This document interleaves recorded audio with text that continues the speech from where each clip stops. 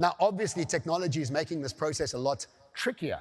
And what happens to technology is that in every sector that we watched around the world is that the 6 Ds start to affect technology. And the 6 Ds is really the technological life cycle that's been created by Singularity University. My colleague Peter Diamandis came up with these 6 Ds, and I think they're so relevant for us to understand the tricks that technology play on our brains.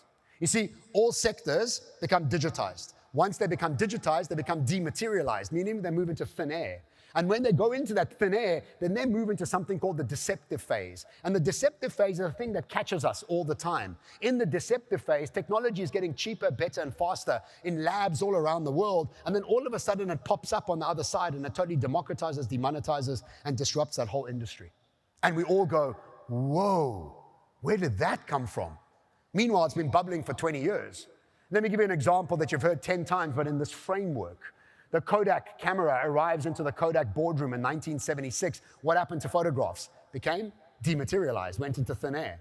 But the Kodak board said, you know what, that's never going to work. Take that thing out of our office. And so what happened to the digital camera? It went into the deceptive phase. It then bubbled in labs all around the world. And as it got cheaper and better and faster, it popped up in 1999 on the other side and totally democratized, demonetized, and took out the whole photography industry. And all of us went, whoa, how did that all of a sudden arrive? But meanwhile, this is happening to sector after sector after sector. And let me take you through some of them, because this process is actually now called the zero marginal cost society, which means that anything that is created digitally will be created for free and shared for free. This is happening everywhere. Quick show of hands here. How many photos do you think we have amongst us here? Geez, I mean, the guys, between all the guys, we have 8 photos, and between the ladies, we have 8 bazillion photos. It's the strangest things. My friends and I go away for a weekend, 2 photos. One at the fuel station, and the ladies go for coffee, and there's 18 photos. So anyway, we have 85 bazillion photos here. How much do they cost you to take them? Almost nothing. How much did it take for you to share them with your family, friends? WhatsApp chat? Nothing.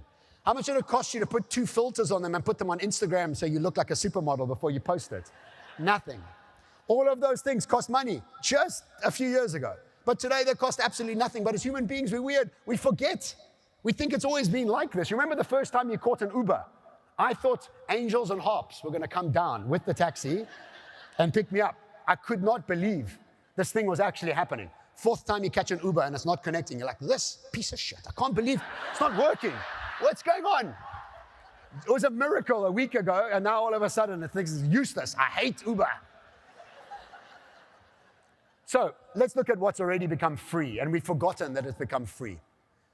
You remember our CD collections and how proud we were of those CD collections? Color code them, rock and pop them, R&B them, do whatever we had to do with them. They used to go everywhere with us. They used to be, in fact, as you arrived in your home, next to your hi-fi. Oh, exactly. I nearly said Wi-Fi. Hi-fi. I haven't said hi-fi for so long. Next to your hi-fi set and your CD collection. Today, there's no CD shops. In fact, we only work with Spotify or YouTube Music, and God forbid we have to choose music. Oh, so 1990s. We now get music suggested to us. Curate, match, and facilitate. Music's gone. Nobody here is a musician because you wouldn't be affording to be at this hotel. Music's kind of gone. 2, do you remember when you used to go and print 24 photos? You could only use 3 of them because you had red eyes and weren't looking so good in the other 21 photos. So you used to come out of that Photoshop, pay for 24, but only use 3 into that photo album. 3, do you remember when you used to pay for entertainment? Today, you have so much entertainment thrown at you. You need 65 lifetimes just to watch YouTube, and just forget about everything else that's been thrown at you on a continuous basis. And then 4, do you remember when communication used to cost us a lot of money? Today, we can talk 24 hours a day on 18 different platforms. Won't even think about any form of payment for its communication. Let me ask you a question. Did anybody expect these to become free before they became free? You know why? You cannot solve a problem from the same awareness that created it. You see how awareness keeps us stuck into old ways of thinking? And 10 years ago, if I told you that one of these would become free, you'd be like, John, what are you smoking? Can I have some? And you realize that this awareness level is not about how clever you are. It doesn't matter how hard you work. It doesn't matter how much money you have. It doesn't matter about the network you have. Your level of awareness gives you literally an ability to see something new. That's why awareness is by far the most important thing we could think about. Not AI, not technology, not your coworker, not another PhD. Awareness becomes by far the most important thing. Now, I'm going to show you 4 more. And these next 4 are going to become free.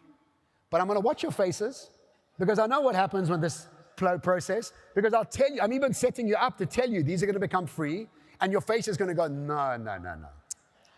I was enjoying John's talk until that one slide. Then he started talking rubbish. I can see it. I'm going to watch your faces. The very next one that's going to become so free, so quickly, is transportation. Not bad, not bad. You see, it's a room full of ladies, that's why. It's usually the guys that are like, guy, I'm spending so much money on my car, are you mad? It's never going to be free. But just think about it. Autonomous driver, no driver. Renewable energy, no petrol, no oil, no engine. Just a renewable energy battery with no driver. $10 becomes $1. All of a sudden, 90% of that cost is gone. And that's only from our level of awareness that we understand it now. Next after that, we'll start to see generating power move towards zero. We have the sort of convergence of solar, wind, fusion, hydrogen, name it. So much of it happening. And if you think this is far out, don't forget deceptive phase. All of this is in the deceptive phase. It's all bubbling in different labs and innovation places all around the world. 4, computing power is moving towards zero. And this is the one that's going to catch all of us. In fact, most of the Western world out there is that many services are also going to go to zero. And this is, I'm not saying this to scare you, because remember, when the tractor arrived, there was massive panic. AI is the new tractor. We have to evolve ourselves through this. Now, I used to make money from writing books. I have a friend, Maria, from Puerto Rico, who messaged me on Instagram, and she said to me, John, please will you read one of my books? I was like, wow, Maria, I didn't know you started writing books. She's like, yeah, I wrote 5 this weekend. I was like, okay, well, that's authoring out the way, because now all of us are authors, all of us are musicians, all of us are all creative directors, all of us are everything. And we can be, and wonderful to celebrate. But we mustn't for one thing think, for one moment, that we have piqued our human creativity. That's the panic. Is that, oh my God, if music gets out of our way, what will we do? Well, we will evolve. That's what we'll do. But the people that are optimistic, fascinated, and curious about uncertainty will evolve. The rest will stay exactly where they are, complaining about the change of the world.